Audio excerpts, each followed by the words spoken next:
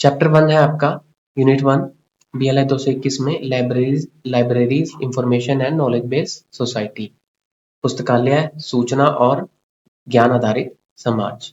तो सबसे पहले हम लाइब्रेरीज के बारे में पढ़ेंगे। पुस्तकालय हमारे क्या होते हैं? पुस्तकालय एक ऐसा स्थान है जहाँ किताबें, पत्रिकाएं, डिजिटल सामग्री और अन्य संसाधन संग्रहित और सुलभ करवाए जाते हैं, आपको प्रोवाइड करवाए जाते हैं। पुस्तकालय में शिक्षा, अनुसंधान और व्यक्तिगत विकास में सहायक रहते हैं और ये सभी उम्र के लोगों के लिए आपके समर्थन करते हैं। सभी उम्र के लोगों का ध्यान रखते हैं लाइब्रेरीज। नेक्स्ट है हमारा role of libraries in society. Library का सोसाइटी में क्या रोल रहता है? सबसे पहला है जो एजुकेशनल सपोर्ट। लाइब्रेरीज जो है आपकी शिक्षा को सपोर्ट करती है, स्टूडेंट्स की शिक्षा को, रिसर्चर को और किसी व्यक्ति इंडिविजुअल्स के लिए। नेक्स्ट है और नॉलेज एक्सेस। लाइब्रेरीज जो है आपकी एक ऐसा ऑर्गेनाइज्ड गेटवे है जहां पे बड़ी मात्रा में आपको इंफॉर्मेशन मिलती है। नेक्स्ट है कल्चरल प्रिजर्वेशन। संस्कृति को प्रिजर्व यानी संग्रहित करके रखती है, हिस्टोरिकल रिकॉर्ड्स को, कंटेम्परेरी वर्क को। नेक्स्ट है कम्युनिटी डेवलपमेंट। कम्युनिटी डेवलपमेंट भी करती है, समुदाय का विकास। लाइब्रेरीज आपका कंट्रीब्यूट करती हैं कम्युनिटी बनाने में ताकि उनकी लिटरेसी प्रमोट हो सके, क्रिटिकल थिंकिंग पैदा कर सकें, सोशल अवेयरनेस ला सकें। नेक्स्ट है ब्रोफी के ये 4 मॉडल। ब्रोफी ने 4 मॉडल्स आइडेंटिफाई करे थे। पहला है collection based. Collection based libraries के अंदर होता क्या है? कलेक्शन ही होती है हमारी, किताबों की कलेक्शन होगी, मैगजीन की कलेक्शन होगी। तो लाइब्रेरीज क्या है? भंडार है किसका? नॉलेज का। नेक्स्ट है रिसोर्स शेयरिंग।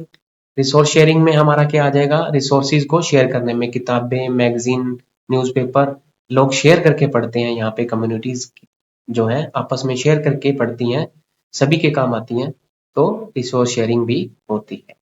नेक्स्ट है एक्सेस प्रोवाइडर। लाइब्रेरीज आपको पब्लिक तक पहुंचाने में हेल्प करती हैं इंफॉर्मेशन को। नेक्स्ट है एम्बेडेड लाइब्रेरी। जरूरत के हिसाब से जो लाइब्रेरीज होती हैं वो एम्बेडेड लाइब्रेरीज की कैटेगरी में आती है। नेक्स्ट पढ़ते हैं हम आधुनिक समाज। आधुनिक समाज वह युग है जिसमें उन्नत तकनीक, बेहतर शिक्षा और वैश्विक दृष्टिकोण की बात करी गई है। इसमें उच्च साक्षरता दर और डिजिटल उपकरणों की सुलभता होती है। नेक्स्ट आती है विशेषताएं मॉडर्न आधुनिक समाज की। टेक्नोलॉजिकल एडवांसमेंट, उन्नत तकनीक, व्यापक शिक्षा और वैश्विक दृष्टिकोण की मदद से वो डिजिटल लिटरेसी को प्रमोट करती है मॉडर्न सोसाइटी। नेक्स्ट है ग्लोबल कनेक्टिविटी। आपस में एक देश से दूसरे देश आपस में लाइब्रेरीज जुड़ रही हैं, जिसमें हमारा ब्रेक डाउन हो गया, खत्म हो गया जो बाधा थी कि आपस में लाइब्रेरीज विदाउट नो वॉल्स का कंसेप्ट आ गया कि लाइब्रेरीज आपस में बात करने लगी, आपस में कम्युनिकेट करने लगी, रिसोर्सेज शेयर करने लगी। नेक्स्ट है एम्फेसिस ऑन एजुकेशन।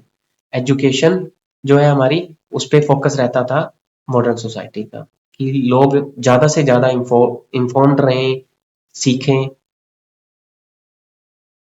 नेक्स्ट है एग्जांपल्स जो है मॉडर्न सोसाइटी के अंदर जो है एजुकेशनल इंस्टीट्यूशन। एजुकेशनल स्कूल और यूनिवर्सिटीज ने अपनी डिजिटल लिटरेसी को इंटीग्रेट किया, डिजिटल यानी कंप्यूटर वगैरह, फोन वगैरह का यूज करना अपने करिकुलम में। वो एजुकेशनल इंस्टीट्यूशन मॉडर्न सोसाइटी को रिप्रेजेंट करते थे।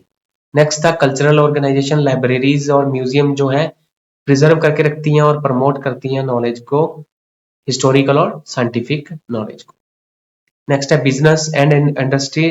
Technology driven firms leveraging digital platform. तो ऐसे ऐसे डिजिटल प्लेटफॉर्म्स आए जिसमें ग्लोबल ट्रेड कर सके, आपस में कंपनी ट्रेड कर सके और रिसोर्सेज को शेयर कर सके। नेक्स्ट आता है सूचना समाज, इंफॉर्मेशन सोसाइटी। ये इंफॉर्मेशन सोसाइटी आपकी 20th सेंचुरी में स्टार्ट हुई थी और 1970 से स्टार्ट हुई थी और अभी तक प्रेजेंट है। सूचना समाज वह समाज है जहां सूचना का निर्माण, वितरण और प्रसंस्करण आर्थिक और सामाजिक जीवन का केंद्र माना जाता है।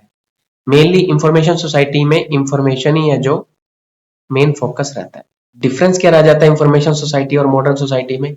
मॉडर्न सोसाइटी में टेक्नोलॉजिकल एडवांसमेंट की बात की जाती है और इंफॉर्मेशन सोसाइटी में इंफॉर्मेशन के अराउंड ही घूमता रहता है। मेन ड्राइवर क्या थी इंफॉर्मेशन सोसाइटी में? इंफॉर्मेशन। नेक्स्ट आता है विशेषताएं सूचना समाज की। Information society centric economy. Information mainly focus रहता था कि इंफॉर्मेशन को किस तरह से क्रिएट करना है, प्रोसेस करना है और वितरण करना है, डिसेमिनेट करना है। टेक्नोलॉजी डिपेंडेंस में हायर लेंस था जो आईसीटी के प्रोडक्ट्स के ऊपर, कि इनका यूज करके हम किस तरह से मेनली इसी के ऊपर डिपेंड थे इंफॉर्मेशन सोसाइटी में। नॉलेज एज वेल्थ था कि नॉलेज कोई वेल्थ माना गया, और इंफॉर्मेशन जो है हमारा प्राइमरी सोर्स रहता था वैल्यू में, और हमने ट्रेडिशनल रिसोर्सेज थे उनको सरपास कर दिया, इनको भूल गए। ग्लोबल नेटवर्क, यहाँ पे आपस में लाइब्रेरी जुड़ना शुरू हो गई, आपस में लाइब्रेरीज और एक देश दूसरे देश से जुड़ने लगे, ग्लोबल नेटवर्क शुरू हो गया था यहाँ पे। तो एग्जाम्पल जो है हमारे इंफॉर्मेशन सोसाइटी के, डिजिटल एक्सेस है, ई बुक्स और ऑनलाइन डेटाबेस और डिजिटल मीडिया कलेक्शन शुरू कर दी, यहाँ पे डिजिटल एक्सेस प्रोवाइड करना शुरू कर दिया था। नेटवर्किंग लाइब्रेरीज, यहाँ पे इंटर लाइब्रेरी लोन का कंसेप्ट शुरू हो जाता है इंफॉर्मेशन सोसाइटी। नेक्स्ट आता है कस्टमाइज सर्विस। लाइब्रेरीज जो है पर्टिकुलर नीड के, यूजर की जरूरत के हिसाब से अपने आप को कस्टमाइज करने लगी कि हम ये फीचर में ये फीचर प्रोवाइड करेंगे, ये सर्विसेज प्रोवाइड करेंगे, ताकि टाइमली और रेलेवेंट इंफॉर्मेशन प्रोवाइड की जा सके। नेक्स्ट आता हमारा ज्ञान समाज, नॉलेज सोसाइटी। नॉलेज सोसाइटी जो है हमारा ज्ञान समाज, वह जहां ज्ञान का निर्माण किया जाता है साझा करने के लिए, और उसका यूज किया जाता है इकोनॉमिकल और आर्थिक और सामाजिक प्रगति के लिए। यह 20वीं सेंचुरी में मेन फोकस स्टार्ट हुई थी आपकी नॉलेज सोसाइटी जो है आपकी 20वीं सेंचुरी में स्टार्ट हुई थी। जो विशेषताएं हैं आपकी, शिक्षा और कौशल, मेनली आपके स्किल्स के ऊपर जोर दिया गया और एजुकेशन के ऊपर जोर दिया गया नॉलेज सोसाइटी में, और नए नए विचार लाने के लिए इनोवेशन के ऊपर काम किया गया।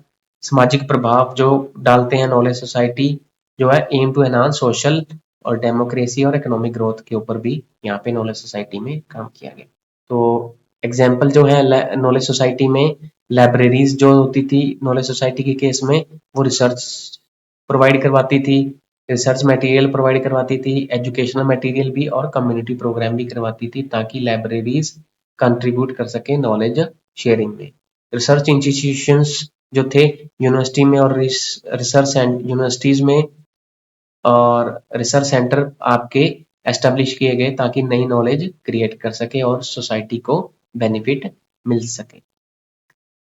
जो ट्रांजिशन रहा है इंडस्ट्रियल से पोस्ट इंडस्ट्रियल में, उसके बाद आपकी ये नॉलेज सोसाइटी बनी है।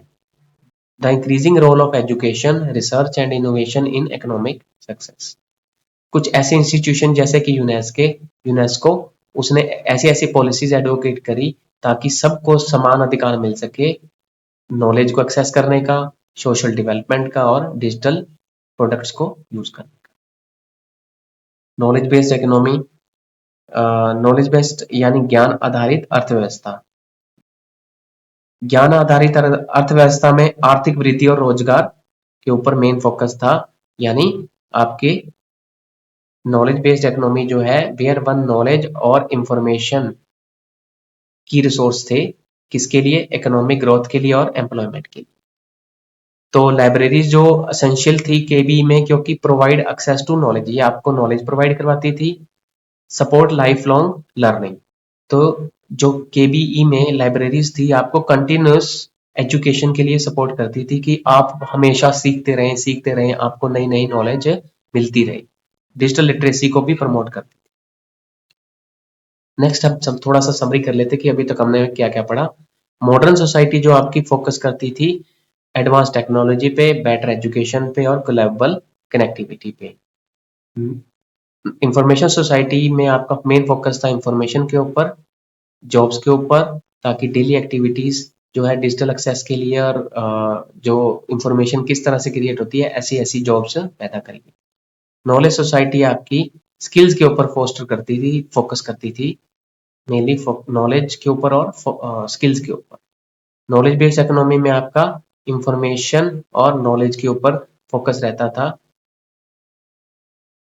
तो लाइब्रेरीज हर सोसाइटी में इम्पोर्टेंट रही हैं, ताकि वो लोगों को एजुकेशन दे सकें, इंफॉर्मेशन प्रोवाइड करवा सकें और उनकी ज़रूरतों को पूरा कर सकें। जो इवोल्यूशन रहा है मॉडर्न से इंफॉर्मेशन से फिर नॉलेज सोसाइटी की तरफ, इन्होंने लाइब्रेरीज को इन्फ्लुएंस किया कि किस तरह से ऑपरेट करें, किस तरह से एम्फेसाइज करें और डिजिटल एक्सेस का क्या क्या यूज़ कर सकते हैं। Thank you.